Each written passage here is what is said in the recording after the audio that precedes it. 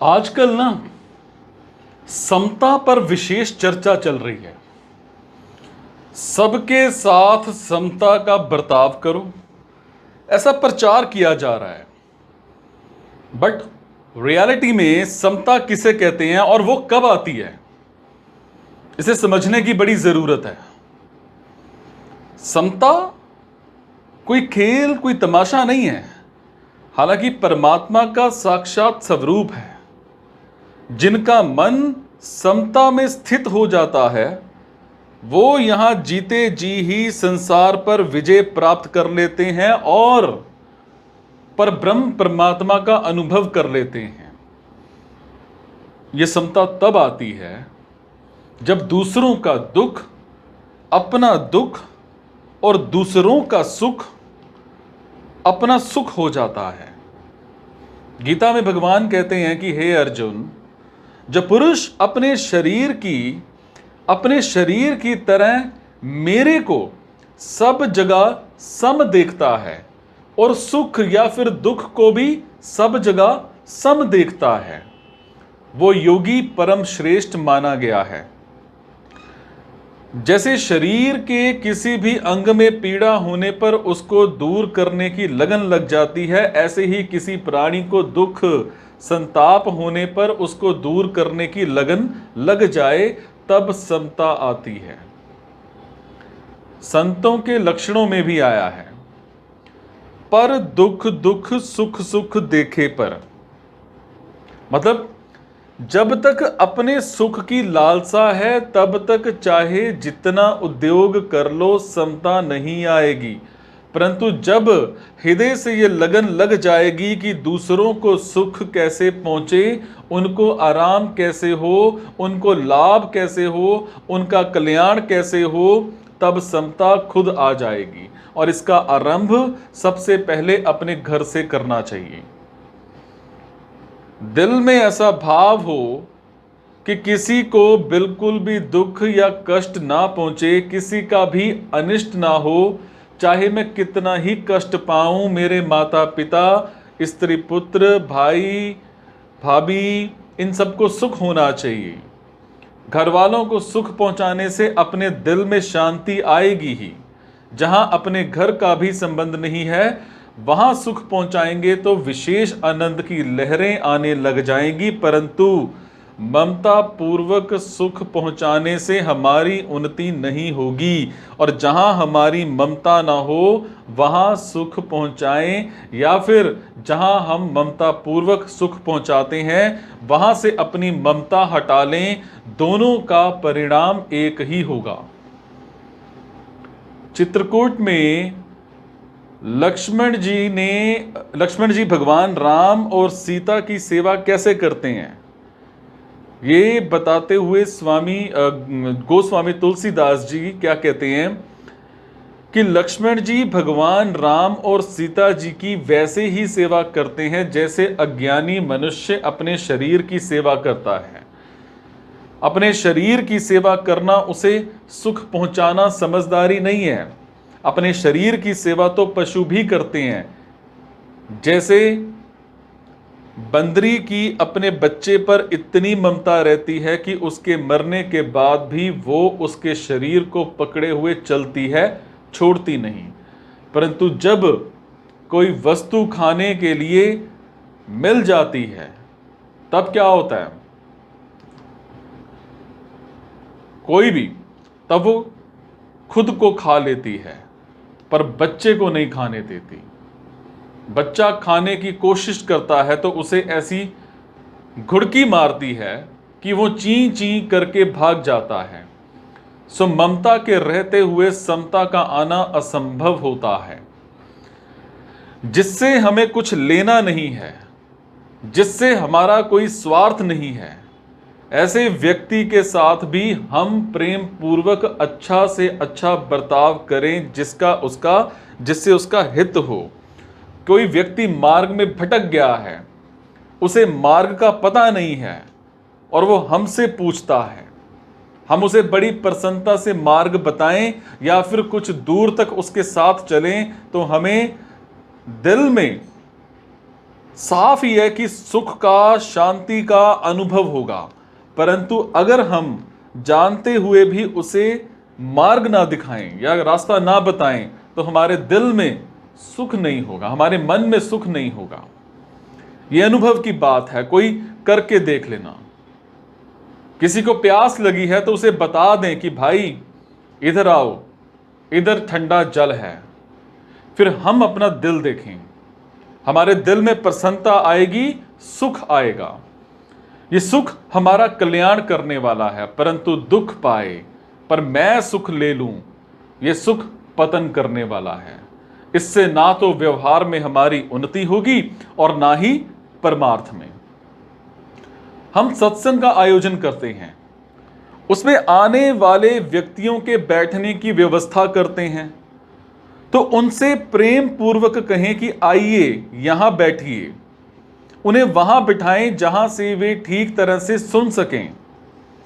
वो आराम से कैसे बैठ सकें, ठीक तरह से कैसे सुन सकें, ऐसा भाव रखकर उनसे बर्ताव करें।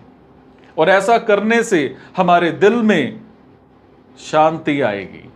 पर वहीं हुक्म चलाएं कि क्या करते हो, इधर बैठो, इधर नहीं, तो बात वही होने पर भी दिल में शांति नहीं आएगी।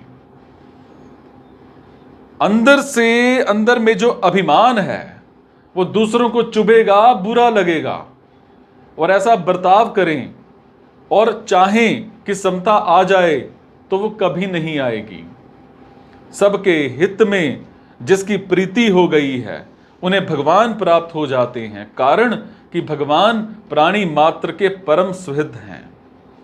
वो प्राणी मात्र का पालन पोषण करने वाले हैं। आस्तिक से आस्तिक कोई भी हो या फिर नास्तिक से नास्तिक, दोनों के लिए भगवान का विधान बराबर है।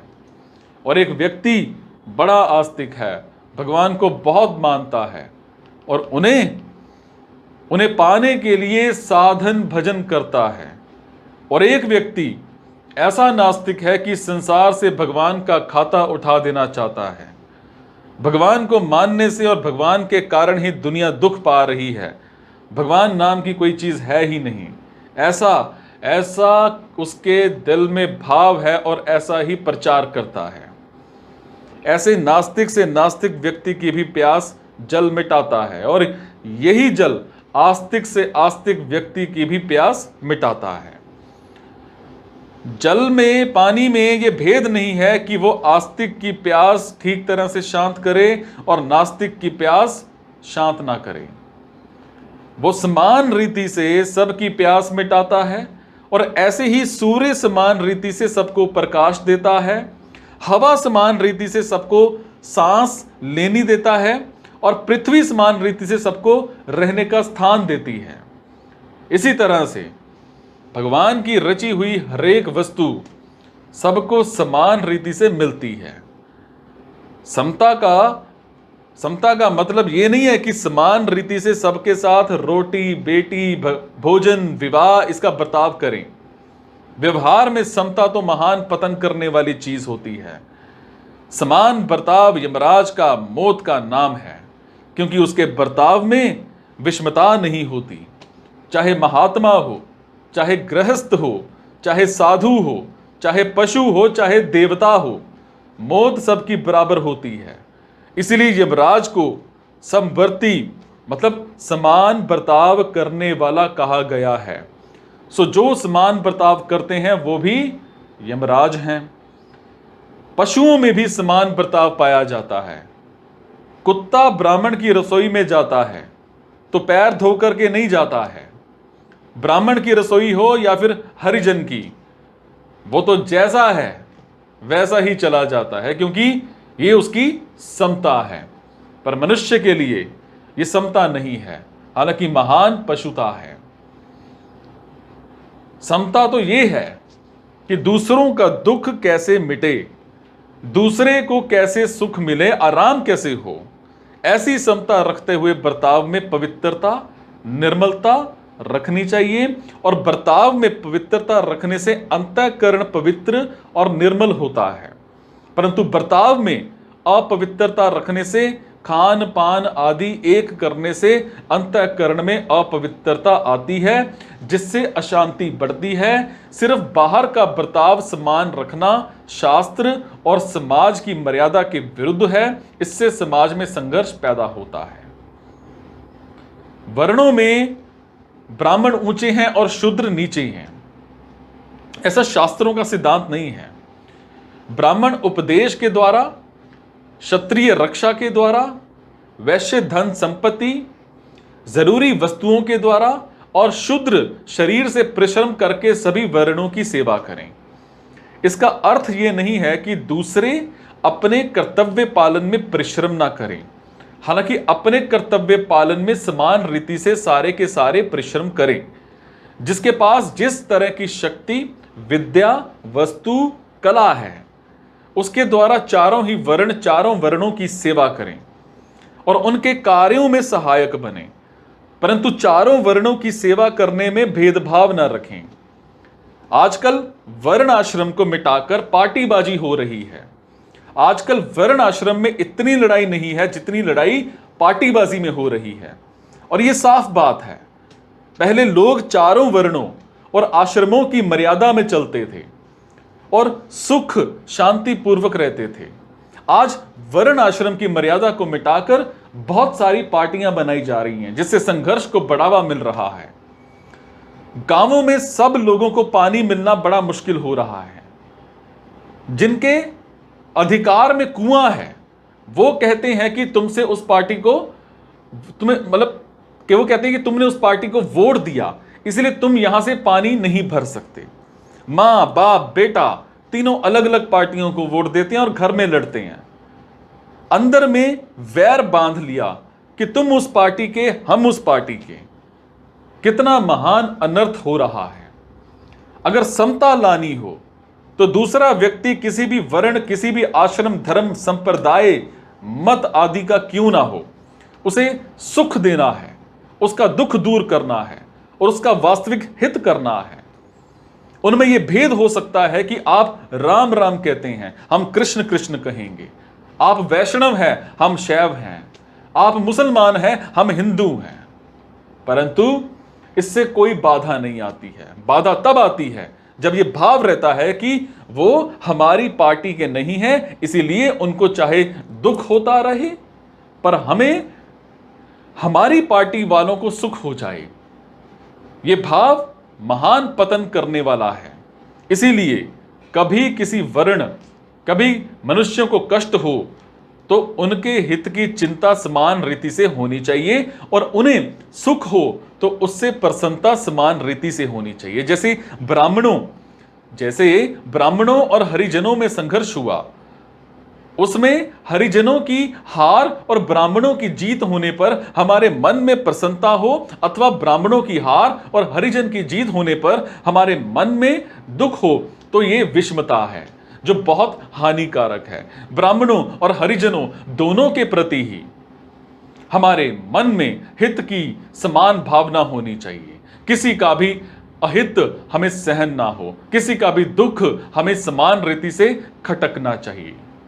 अगर ब्राह्मण दुखी है तो उसे सुख पहुंचाएं और अगर हरिजन दुखी है तो उसे सुख ना पहुंचाएं। ऐसा पक्षपात नहीं होना चाहिए। हालांकि हरिजन को सुख पहुंचाने की विशेष चेष्टा होनी चाहिए। हरिजन को सुख पहुंचाने की चेष्टा करते हुए भी ब्राह्मणों के दुख की उपेक्षा नहीं होनी चाहिए। और इस तरह से किसी भी वर्ण, आश्रम, धर्म, संप्रदाय आदि को लेकर पक्षपात नहीं होना चाहिए। सभी के प्रति समान रीति से हित का बर्ताव होना चाहिए। अगर कोई निम्न वर्ग है और उसे हम ऊंचा उठाना चाहते हैं तो उस वर्ग के लोगों के भावों और आचरणों को शुद्ध और श्रेष्ठ बनाना चाहिए। उनके पास वस्तुओं की कमी हो तो उसकी पूर्ति करनी चाहिए, उनकी सहायता करनी चाहिए। परंतु उन्हें उकसाकर उनके हृदयों में दूसरे वर्ग के प्रति ईर्ष्या और द्वेष के भाव पर भर देना अत्यंत ही अहितकर, घातक ये सब है और लोक परलोक में पतन करने वाला होता है। कारण कि जलन, द्वेष, अभिमान आदि मनुष्य का महान पतन करने वाले हैं। अगर ऐसे भाव ब्राह्मणों में है तो उनका भी पतन होगा और हरिजनों में है तो उनका भी पतन होगा। उत्थान तो सद्भावों, सद्गुणों, सदाचारों से ही होता है। भोजन, वस्त्र, मकान, इन सब के निर्वाह की वस्तुओं की जिनके पास कमी है उन्हें ये वस्तुएं विशेषता से देनी चाहिए, चाहे वो किसी भी वर्ण, किसी भी आश्रम, धर्म, संप्रदाय आदि के क्यों ना हो। सबका जीवन यापन सुखपूर्वक होना चाहिए, सभी सुखी हों, सभी निरोग हों, सभी का हित हो, कभी किसी को बिल्कुल भी दुख ना हो, ऐसा भाव रखते हुए यथा योग्य बर्ताव करना ही समता है, जो संपूर्ण मनुष्यों के लिए हितकर है। ब्राह्मण, चंडाल, गाय, हाथी, कुत्ता, ये सभी तो हरदम बदल रहे हैं और अभाव में जा रहे हैं, पर उनमें रहने वाला जो भाव रूप सत तत्व है वो कभी बदलता नहीं, हालांकि नित्य निरंतर ज्यों का त्यों रहता है। और ज्ञानी लोग उस सत्य, उस तत्व को ही देखते हैं। जैसे चींटी रेत में मिली हुई चीनी के दाने को पकड़ करके निकाल लेती है, ऐसे ही ज्ञानियों की विवेकवती सूक्ष्म दृष्टि असत्य संसार में व्याप्त सत्य तत्व को पकड़ लेती है। मतलब है कि ब्राह्मण हो या चंडाल, गाय हो या कुत्ता, हाथी हो या चींटी, विषम से विषम प्राणियों में भी उनकी दृष्टि, उनकी नजर हमेशा सम ही रहती है। व्यवहार विषम यथा योग्य होते हुए भी उनकी नजर कभी विषम नहीं होती है।